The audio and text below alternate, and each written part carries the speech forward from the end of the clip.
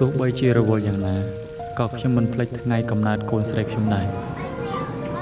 នាងប្រហែលជាកំពុងរងចាំនៅសាលាទាំងរំភើបហើយមែនទេ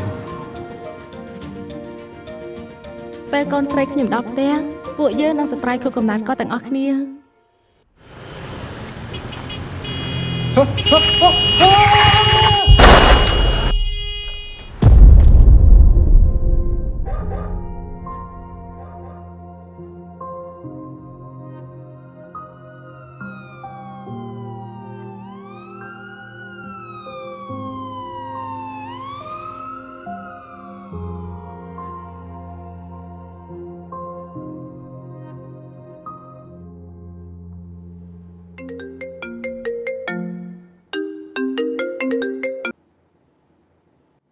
ថាម៉េច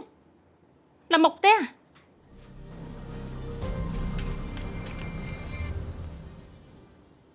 បងស្រីនំរបស់បង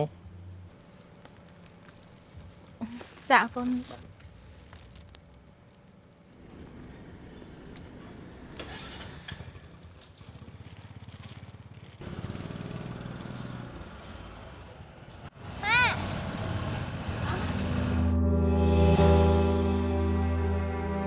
ចាកូនខ្ញុំ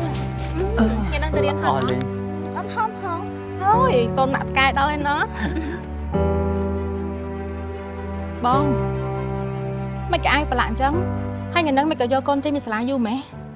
អូបងធ្វើដំណើរតាមផ្លូវទៅយកកូនហ្នឹងក៏វាចៃដន្យអីគ្រោះថ្នាក់បន្តិចបន្តួច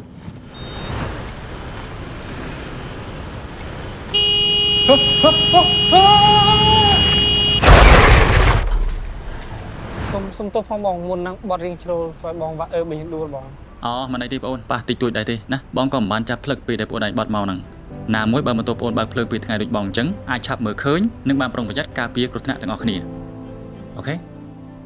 រឿងហ្នឹងក៏វាអញ្ចឹងឥឡូវអូនឯងយកកូនទៅក្នុងផ្ទះទៅបងប្រដាម៉ូតូចុះក្នុងចាបងតាកូនដើម្បីការពារអាយុជីវិតខ្លួនឯងនិងមនុស្សជាទីស្រឡាញ់ប្រជាពលរដ្ឋដែលប្រើប្រាស់ទូចក្រយានយន្តនៅលើផ្លូវថ្នល់